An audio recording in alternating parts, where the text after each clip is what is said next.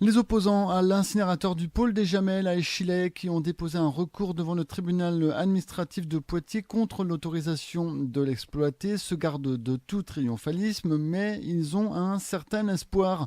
Alors que l'audience doit se tenir jeudi, le rapporteur public, souvent suivi par les juges, se prononce pour l'annulation de l'autorisation d'exploiter, une décision qui serait lourde de conséquences. Arnaud Develde. Si le rapporteur public demande le rejet de la désignation d'un expert à propos d'un éventuel risque sismique pour cause d'irrecevabilité, il se prononce bel et bien pour l'annulation de l'arrêté préfectoral d'octobre 2014 et il donne un délai d'1 an maximum pour qu'il soit statué par le préfet sur une nouvelle demande d'autorisation d'exploiter.